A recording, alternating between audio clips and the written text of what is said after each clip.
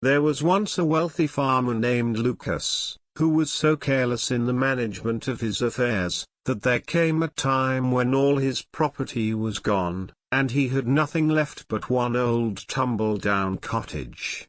Then when it was too late he realized how foolish he had been.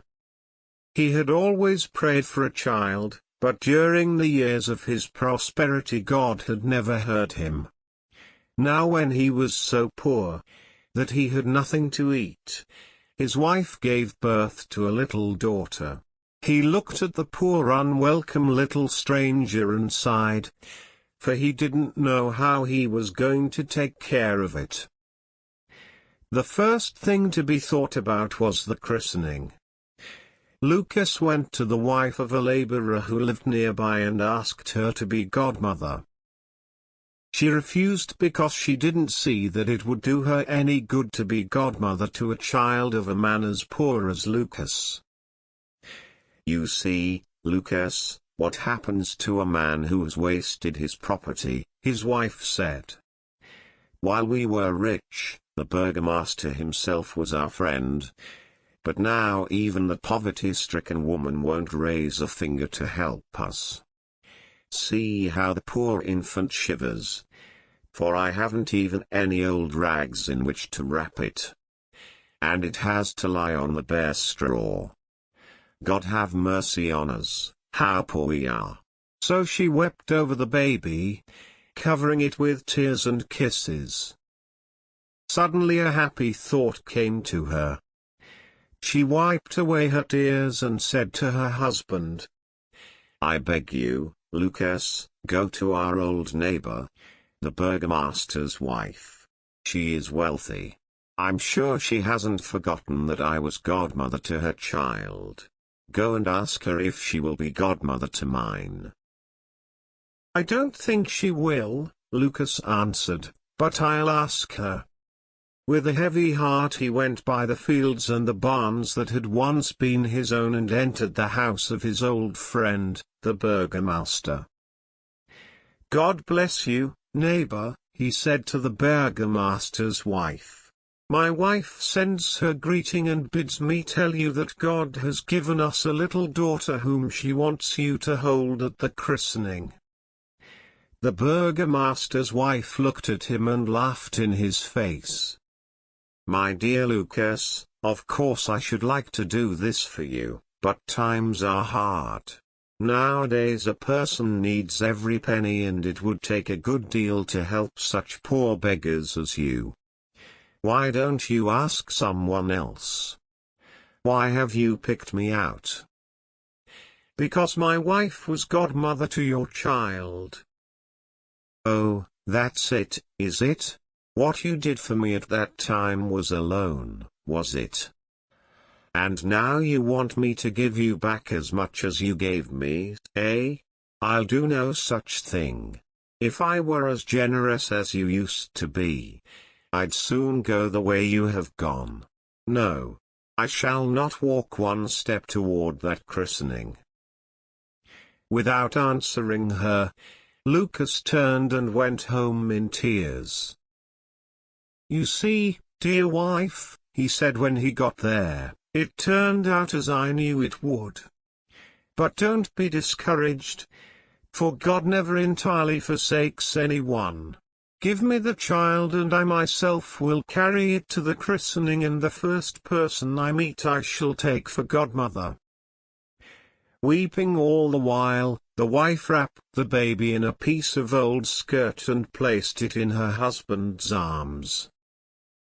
On the way to the chapel, Lucas came to a crossroads where he met an old woman.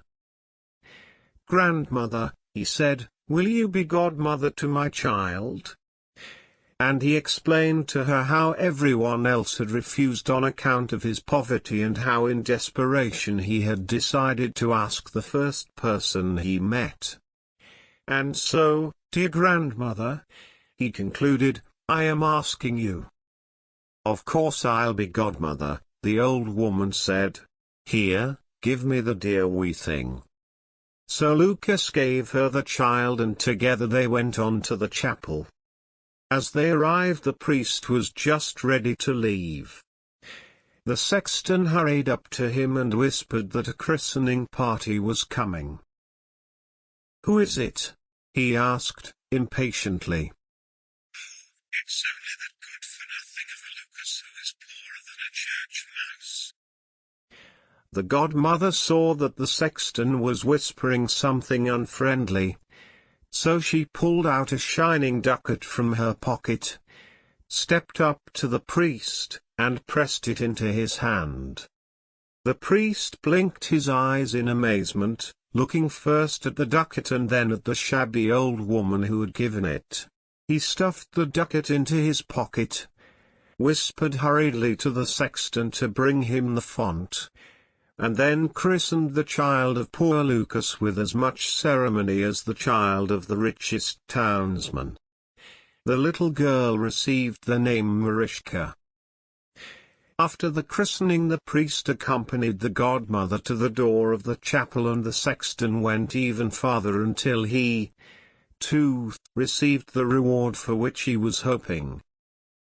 When Lucas and the old woman came to the crossroads where they had met, she handed him the child.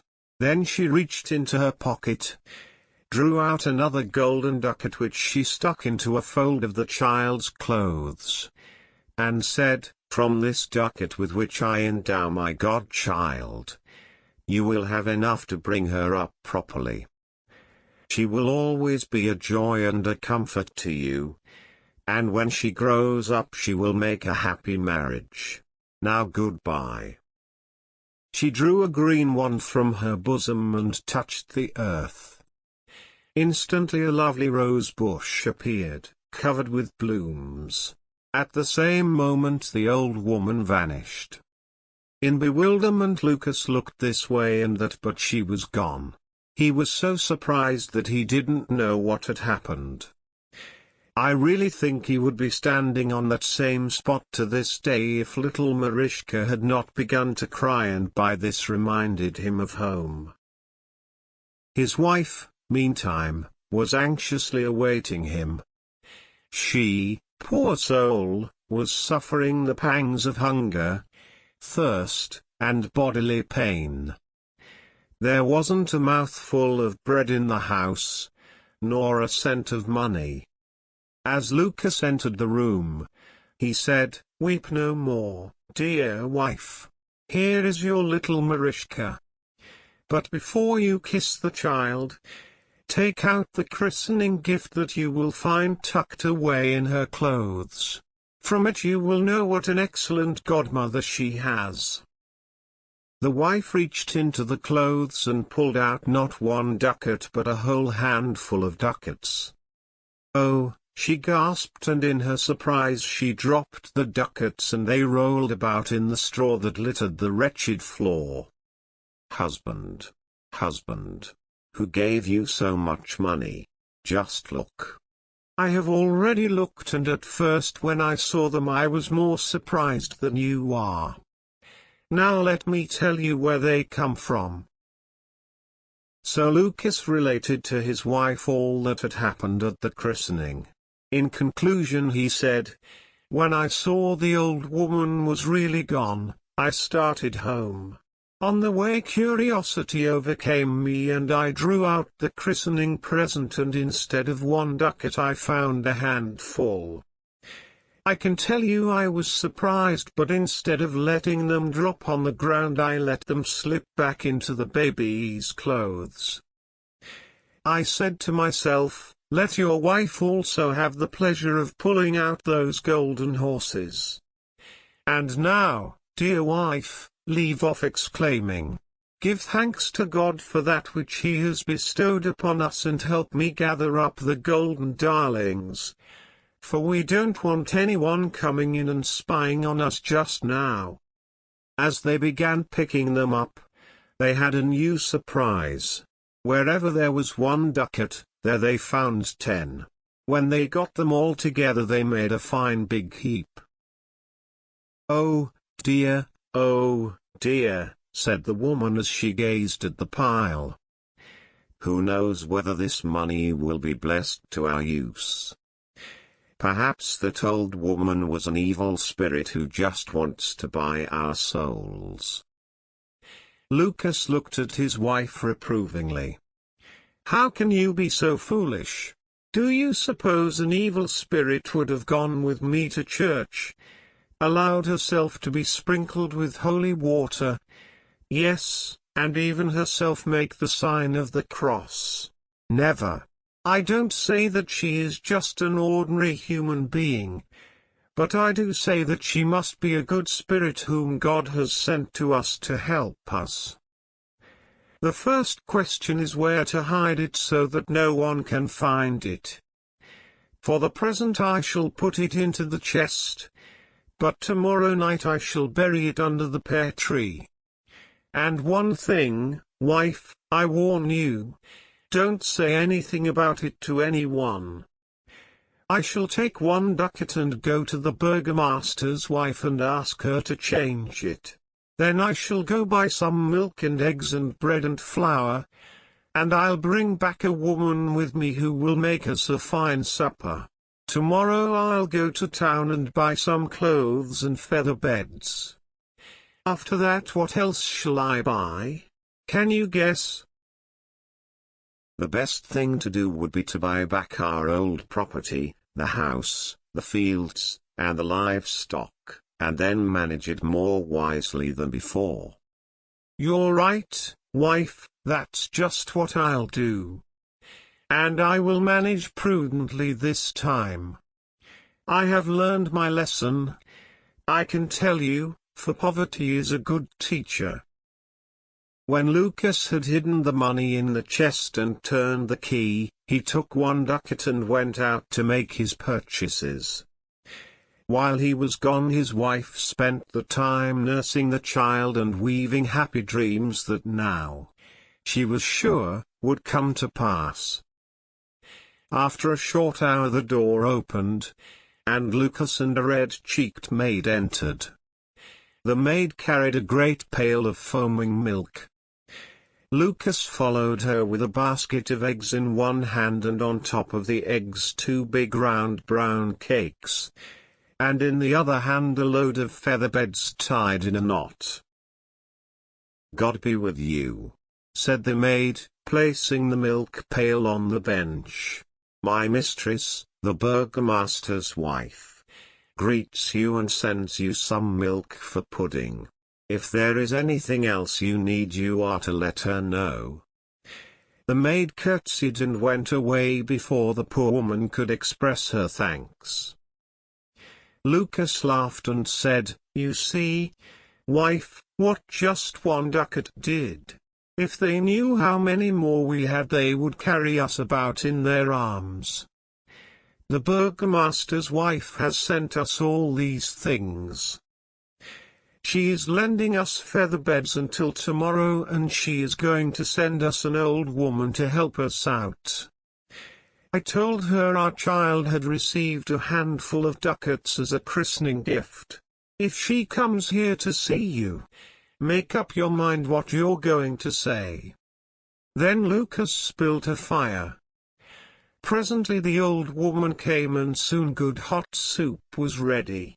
It was just plain milk soup, but I can tell you it tasted better to hungry Lucas and his wife than the rich food which the king himself ate that day from a golden platter. The next day after breakfast Lucas set out for town. The burgomaster's wife took advantage of his absence to visit his wife and find out what she could about the money. My dear neighbor, she said, after she had made the necessary inquiries about health, the blessing of God came into your house with that child. Oh, said the other, if you mean the christening gift, it isn't so very much. A handful of ducats soon roll away.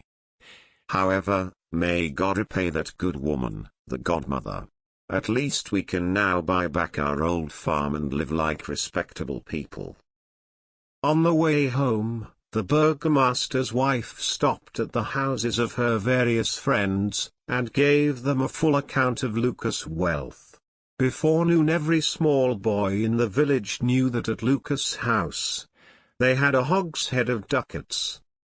In the evening, Lucas came back from town driving a cart that was piled high with furniture and clothing and feather beds and food.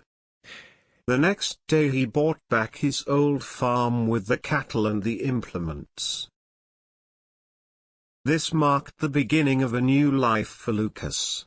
He set to work with industry and put into practice all the lessons that poverty had taught him. He and his wife lived happily. Their greatest joy was Marischka, a little girl so charming and so pretty that everyone loved her on sight. Dear neighbor, all the old women used to say to the child's mother, "That girl of yours will never grow up. She's far too wise for her years." But Marischka did very well. She grew up into a beautiful young woman, and one day a prince saw her, fell in love with her, and married her. So the old godmother's prophecy that Marischka would make a happy marriage was fulfilled. If you've enjoyed this story, your support is invaluable in helping us grow. We kindly ask you to show your appreciation by clicking the like button and subscribing to our channel. Your engagement fuels our motivation to bring you more captivating and diverse stories from around the world. Your support